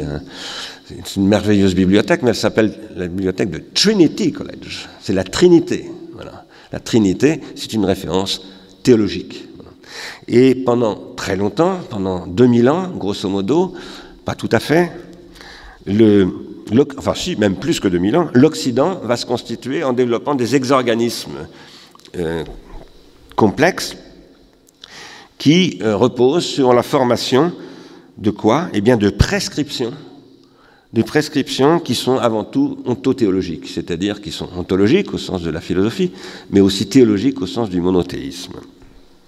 Et ça va constituer des institutions qu'on appelle les universités, l'Église, etc., etc. Et c'est ce qui va constituer ce que Maurice Blanchot appelle l'époque du livre, dans ce texte-là, où il dit que l'époque du livre atteint sa fin, et c'est pour ça qu'il écrit un chapitre extrêmement important, qui je vous invite vraiment à lire, que j'ai un peu commenté même à maintes reprises, qui s'appelle « Sur un changement d'époque », et qui est une interprétation des problèmes que pose Nietzsche, où Blanchot dit « Nous sommes en train de vivre un changement d'époque », et où il dit, c'est ça qui m'importe, que la question de l'écriture, c'est la question de la technique sous toutes ses formes, développant des forces impersonnelles, et que donc derrière, au-delà de l'écriture au sens du livre, il y a une autre question, qui est l'exosomatisation. Il ne dit évidemment pas ça, mais c'est ça que ça signifie. Alors, si je parle de tout cela, c'est parce que l'objectif de ce que je vous propose d'appeler le boulotérion, vous trouvez peut-être ça ridicule, et ça l'est peut-être d'ailleurs, c'est de réfléchir aux institutions que pourrait constituer dans ce qui serait aussi un livre à venir. Je reprends un titre là aussi de Maurice Blanchot, le livre à venir, de ce qui constituerait une internation. Qu'est-ce que c'est que l'internation? C'est ce qui est esquissé dans ce livre. Très très brièvement, je l'ai déjà dit à plusieurs reprises, si je l'ai lu, cette esquisse, c'est parce qu'un jour Franck Cormeret, il y a 25 ans, m'a dit « Tiens, il y a un truc qui devrait t'intéresser, c'est un truc dont parle Marcel Mauss dans ce livre. » C'est tout petit, hein, c'est 2 pages à peine, voilà. Et dans lequel Mauss dit il faut dépasser le point de vue de l'internationalisme des marxistes, et il faut aller vers la question de l'internation qui ne dissout pas les nations, qui ne dissout pas les localités, et qui ouvre par contre un nouveau concert entre les nations, et pas seulement les nations, les échelles. Les échelles, par exemple, le Berry, comment il s'articule avec l'Île-de-France, etc., dans la nation française, et comment tout ça s'articule en Europe, et comment l'Europe s'articule avec l'Occident, et comment l'Occident s'articule avec la biosphère, c'est-à-dire avec la Chine, etc., etc. Et ce que dit Marcel Mauss dans ce texte, ce sera ça la grande question du XXe siècle. Et il a évidemment raison. Alors, j'ai déjà fait une conférence ici, il y a 4 ou 5 ans maintenant, sur l'internation, donc je ne vais pas vous en reparler. Mais par contre, ce que je vais vous dire, c'est que, donc je ne vais pas vous reparler du commentaire que j'avais fait de Marcel Mauss à l'époque, vous pouvez vous y reporter, c'est en ligne.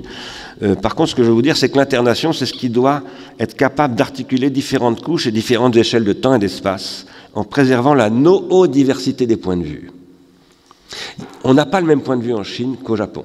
On n'a pas le même point de vue au Japon qu'en France, etc. Et ces points de vue, c'est une richesse, il ne faut absolument pas la détruire, cette richesse. Par contre, il faut la transvaluer.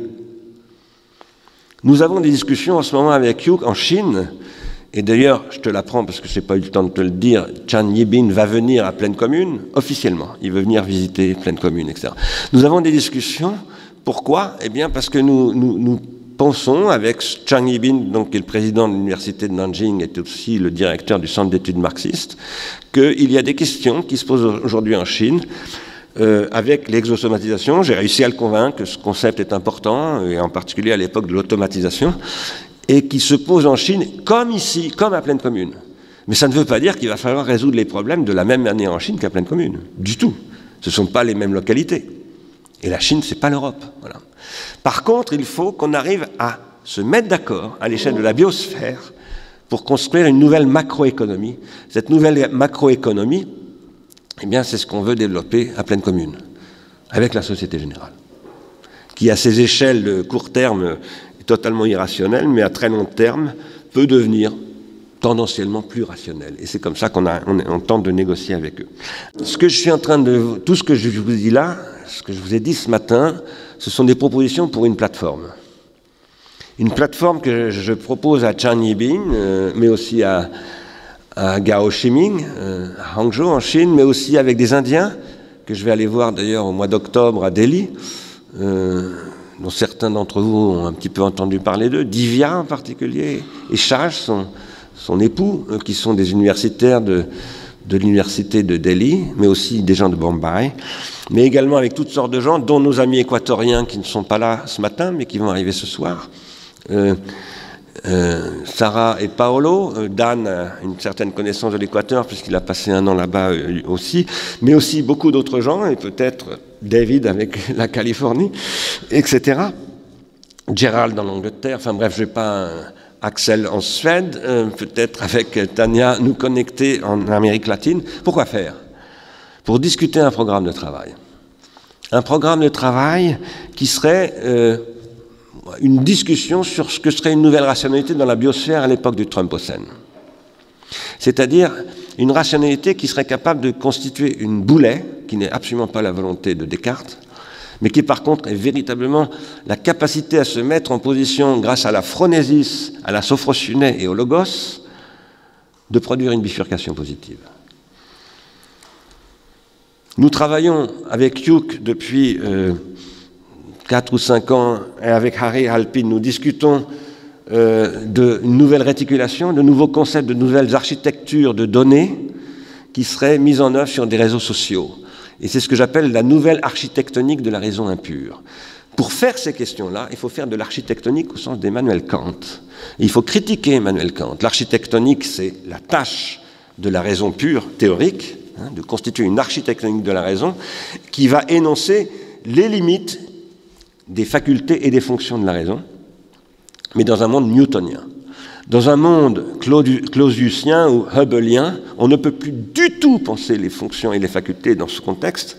Et ce que je propose, c'est d'élaborer une internation qui repartirait d'une nouvelle critique de la raison, comme Thalès l'a fait au 7e siècle sur les côtes de l'Anatolie, c'est-à-dire la Turquie actuelle, et a fondé une nouvelle colonie, et c'est l'origine, Thalès et d'autres, c'est l'origine de ce qu'on appelle la pensée présocratique, c'est-à-dire de la Grèce, c'est ça, le début de la Grèce. Voilà.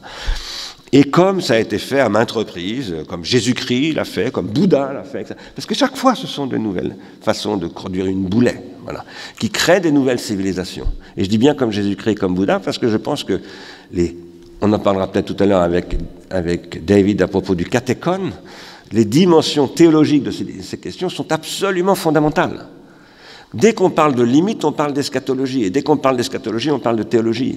Alors, on peut faire de l'athéologie. C'est ce que j'essaye de faire avec ce que j'appelle ma philosophie atranscendantale. C'est ce que vous proposez Georges Bataille, mais pas en effaçant les traces de la théologie. C'est ce que dit Carl Schmitt. C'est pour ça que Carl Schmitt est absolument fondamental. Axel avait déjà parlé de ça ici, il y a 2 ans, à propos du gouvernement, voilà, notamment. On a travaillé à ces questions donc avec Hugh et Harry, et Hugh continue à travailler sur toutes ces questions. On y a travaillé avec Paul-Émile Geoffroy sur, je vous ai déjà montré plusieurs fois, ce protocole qui était au départ le projet de pharmacon.fr, de le généraliser, de créer une communauté d'annotateurs et de contributeurs. C'est ce qu'on essaye de relancer en ce moment avec l'aide d'Olivier, avec l'IRI, avec d'autres partenaires, et avec Orange sur le territoire de Plaine Commune. Et on est complètement dans les choux d'ailleurs sur ce sujet, il va falloir qu'on s'en reparle parce qu'on ne va pas du tout assez vite. Et pour faire ça comme il se doit, eh bien, il faut créer ce que j'appelle un manifeste ou un agrément, une plateforme, une convention, je l'appelle maintenant, une convention du Boulotherion. Ma proposition ici, ce matin, c'est de vous proposer à vous tous qui êtes ici présents, ainsi qu'aux anciens membres du conseil d'administration d'ArcelorMittal et à un certain nombre d'autres personnes dont je vous parlerai dans la discussion, de devenir membre d'un Boulotherion et de créer un acte performatif, techno-performatif, à travers ces technologies, en proposant donc à nos amis en Chine, au Japon, en Inde, en Amérique latine, en Amérique du Nord, etc., de travailler ensemble et d'essayer de mobiliser des crédits. On a une très très bonne nouvelle, c'est que le Digital Studies Network est maintenant financé par la Commission européenne, on le sait depuis 3 semaines, grâce à Gerald Moore et à Noël Fitzpatrick, et mobiliser des énergies académiques, des énergies, des financements industriels, etc., ici avec Plaine Commune, y compris des gens qui sont apparemment exactement à l'opposé de ce qu'on veut dire, mais c'est toujours plus compliqué que ce qu'on croit. Pourquoi faire? Eh bien, pour relire Kant, ah ben voilà le Boulotherion que je voulais présenter, ça c'est le Boulotherion de Millet. c'est-à-dire de la colonie fondée par Thalès. Voilà. Il faut relire Kant et relire la question de la cosmopolitique aujourd'hui, redéfinir la cosmopolitique à l'ère de l'exosomatisation. Et il faut le faire en portant cette question à l'échelle de la biosphère, par exemple avec Hooke, en discutant avec la cosmologie chinoise. Et comment ne se pose pas une certaine question de la technique en ce moment en Chine, mais comment la Chine et l'Occident pourraient ensemble produire une nouvelle cosmotechnique. C'est-à-dire une reconstitution en physique, en mathématiques, d'une théorie des singularités, d'une quantification, etc., mais qui serait une quantification qui ne détruirait pas les qualifications. Les qualifications ne pouvant pas être solubles dans les calculs, parce que les qualifications sont des qualifications de singularité, et ces singularités, c'est ce qui n'est précisément pas calculable. Alors, j'accélère, vous avez eu mon texte, donc vous pourrez le lire si ça vous intéresse. Ici, je pense qu'il faut que cette convention et que cette plateforme lance une alerte et affirme un scandale. L'alerte, c'est ce qui est dit là, par 22, c'est déjà 2012, c'est pas récent, ça fait 5 ans, 22 scientifiques américains de différentes disciplines ont affirmé que si on ne change rien de radical, on va à une catastrophe, pour parler dans un langage un peu trivial. Et c'est ce que redit le GIEC en 2014, dans un langage un petit peu différent, et en avançant quelque chose de très intéressant, qui est le concept de forçage anthropique. Si je parle d'entropie et de négantropie avec un A et un H, c'est depuis que j'ai lu le rapport du GIEC. Le rapport du GIEC, lui, ne fait que des descriptions.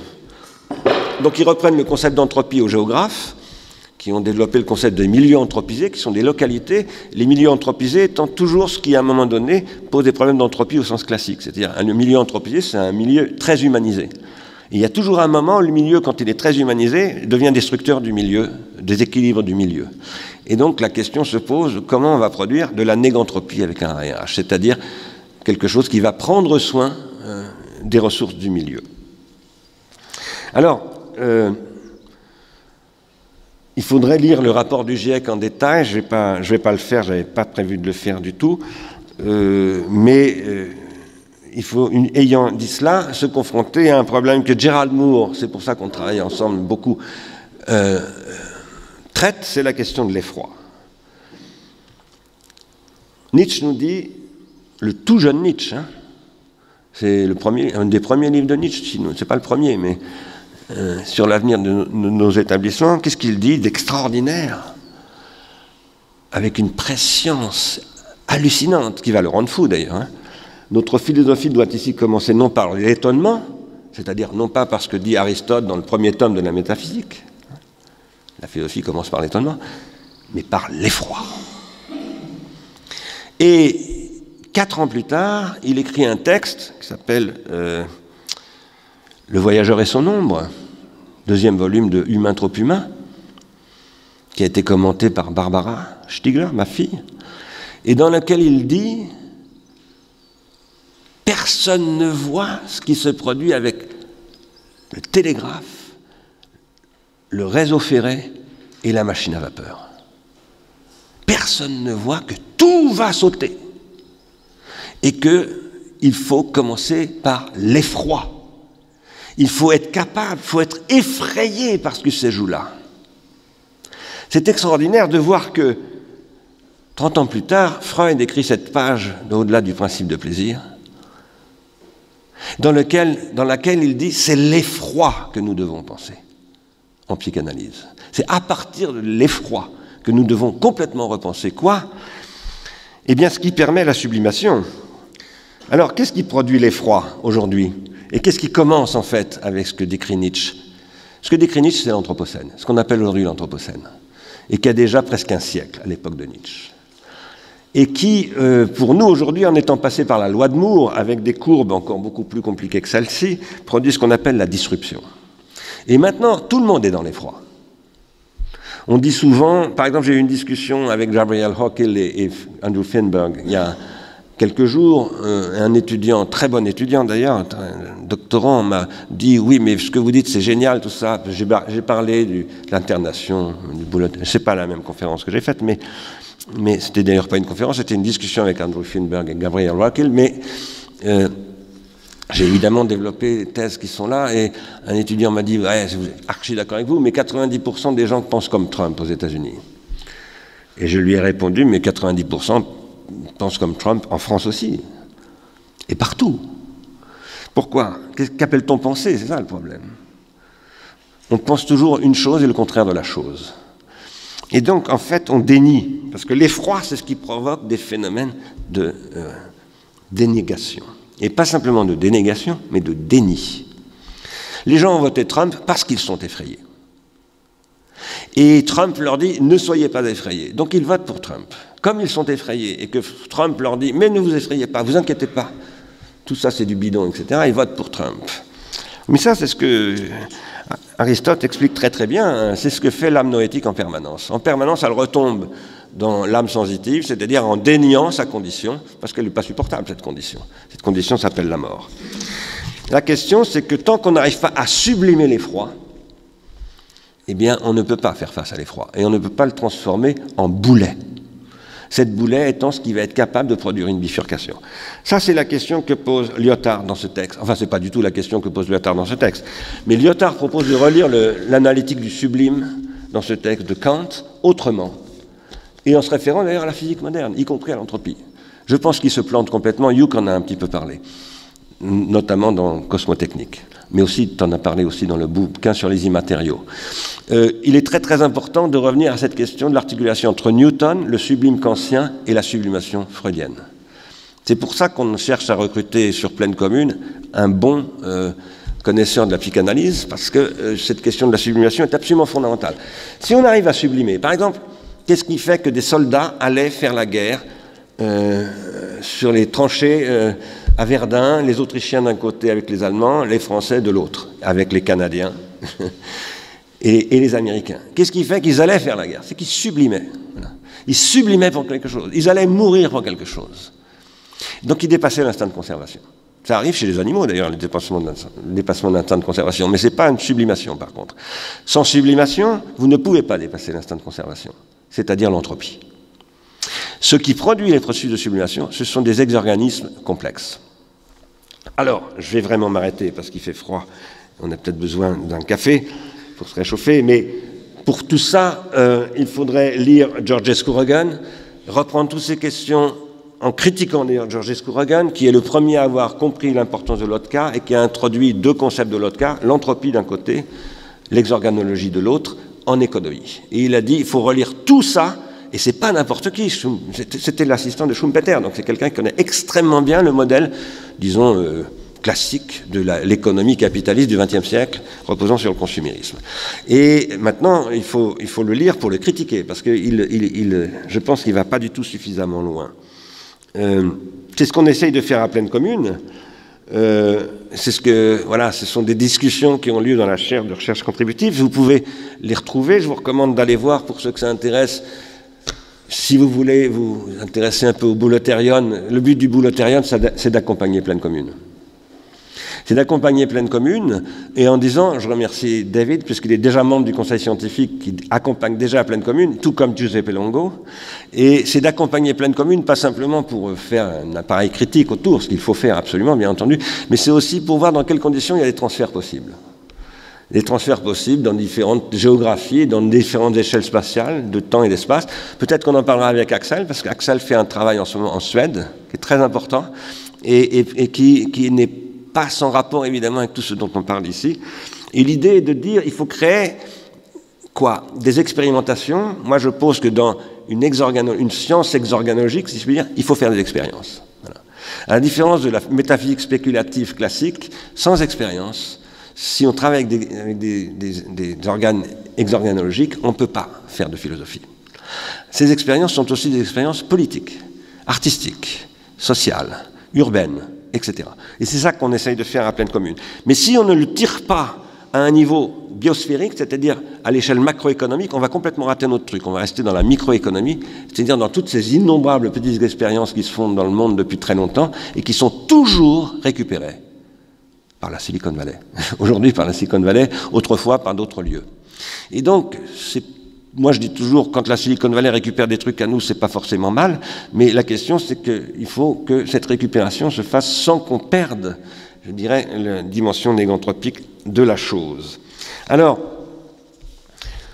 bon, je m'arrête vraiment, j'aurais voulu vous parler des échelles en vous faisant des commentaires sur ce que fait l'INSERM en ce moment en nanomédecine, et ce que Philips fait en commençant à lancer des machines nanomoléculaires qui rentrent dans les organismes, etc. Et comment notre question, là, ce qu'on doit essayer de poser comme question dans le Bolotérion, c'est comment on articule ces échelles-là, c'est-à-dire l'échelle du milliardième de mètre dans mon organisme, y compris mon cerveau, hein, puisqu'évidemment, il y a beaucoup de questions de cerveau, avec l'échelle de la biosphère connectée. Voilà, moi, c'est une publicité qui est faite pour inciter les petits Parisiens par la mairie de Paris à se connecter en permanence. Et c'est une catastrophe, ça se fait sans aucune réflexion, sans aucune compréhension de ce qui se passe. Et il faudrait faire ça en lisant, en s'intéressant à ce que fait academia.edu, qui me permet, grâce à Dan, puisque Dan a mis tous mes trucs sur academia.edu, de vous suivre un par un, presque en temps réel. Donc je sais, par exemple, que ce mois-là, c'était au mois de juin, j'ai eu 132 documents lus, etc., de mon nom. Et je peux aller quasiment à suivre chaque lecteur. Qu'est-ce que ça produit d'écrire en pouvant contrôler son lectorat? À mon avis, si ce n'est pas critiqué, ça ne peut que produire des catastrophes. On n'écrit jamais pour ses lecteurs. On emmerde les lecteurs. Je me fous de mes lecteurs, moi. Ça ne m'intéresse pas, mes lecteurs. Ce qui m'intéresse, c'est les extraterrestres d'Emmanuel Kant. Et ça ne peut pas être mes lecteurs, ils sont absolument improbables. Bon. Et donc, qu'est-ce qui se produit lorsque academia.edu, qui grâce à Dan me sert énormément, parce que ça m'a créé des tas de contacts, etc., mais en même temps est en train de rentrer dans le business, parce que maintenant, ça y est, ils sont en train de faire leur business plan, etc. Et c'est la catastrophe. Publicité, faire payer les analyses et tout ça, c'est la catastrophe. Si on veut penser ce genre de choses, il faut relire Bergson. Bergson, dont j'ai toujours un grand plaisir à dire, comme je disais hier à David, qui prenait ses vacances à 30 km d'ici. Voilà. Et si ça vous intéresse, je vous montrerai où. Donc vous pourrez voir où Bergson écrivait ses livres, dont celui-ci. Il en parle d'ailleurs de cette résidence-là, sans la nommer, mais il en parle. Qu'est-ce que dit Bergson dans ce texte? Il dit qu'il faut étudier ce qu'il appelle l'obligation. Et ce qui se produit là et là, ce sont des nouveaux systèmes d'obligation. L'obligation, c'est ce qui nous lie. Aujourd'hui, nous sommes 3,5 milliards de terriens liés par des technologies qui permettent de faire ça, et donc qui sont extrêmement utiles, et c'est formidable, hein, moi je développe moi-même des technologies de ce type, donc, mais qui ne sont pas pensées. Et il faut repenser de fond en comble une obligation de l'internation. Et il faut passer par Carl Schmitt. Il faut passer par toute une critique du droit qui se pense à l'échelle planétaire. Alors, il faudrait repenser le concept de différence avec un A pour dire que la différence est toujours la différence du fait et du droit quand c'est une différence noétique, et que la différence noétique, ça n'est pas la différence vitale. On en reparlera avec Francesco Vitale, qui défend la différence vitale de Derrida. C'est extraordinaire, c'est comme Bernard Derrida tout à l'heure, il y a des trucs formidables. Et ça suppose de repenser, à l'époque où cette réticulation s'opère à ces échelles-là, repenser le nomos de Carl Schmitt dans ce contexte-là, voilà, ce contexte qui est très complexe. Là, c'est les satellites géostationnaires qui sont à 36 000 km de la Terre. Il y en a beaucoup d'autres entre les géostationnaires et par exemple les satellites à défilement qui sont ceux qui permettent de faire le GPS. La triangulation passe par plusieurs niveaux de satellites en réalité, et ça articule des échelles. Là, vous voyez bien comment ces échelles se produisent entre les satellites et votre machine qui produit des informations pour ces trucs sans que vous le sachiez, qui travaille en permanence pour ces systèmes-là. Tout ça n'est absolument pas pensé politiquement, juridiquement, etc. Si vous discutez avec des juristes de tout ça, ils y comprennent absolument que dalle. Et c'est catastrophique. Si on ne pense pas ces choses-là, Si on ne repense pas l'épistémé qui est derrière tout ça, c'est une catastrophe. Le capitalisme, c'est une épistémé, au sens de Michel Foucault. Ce qui a permis le développement du capitalisme, c'est la réassignation de la géométrie, de l'arithmétique, de la physique, d'absolument tout à la production. À la production de quoi? De plus-value. Et ça engendrait une certaine conception de la valeur, sur laquelle travaille Kevin Pepperl ici présent, qui a conduit à une dévalorisation, à une dévaluation de toutes les valeurs, comme dit Nietzsche. C'est pour ça qu'il faut articuler Marx et Nietzsche. C'est fondamental. Et ça a conduit à une anti-épistémé. La réalisation de cette épistémé du capital, c'est ce qui a conduit à ce que j'appelle le non-savoir absolu. C'est pour ça que là, je dirais avec Laurent que oui, Hegel, c'est toujours super intéressant, mais moi, je pense que la dialectique, ça ne fonctionne pas. Nulle part.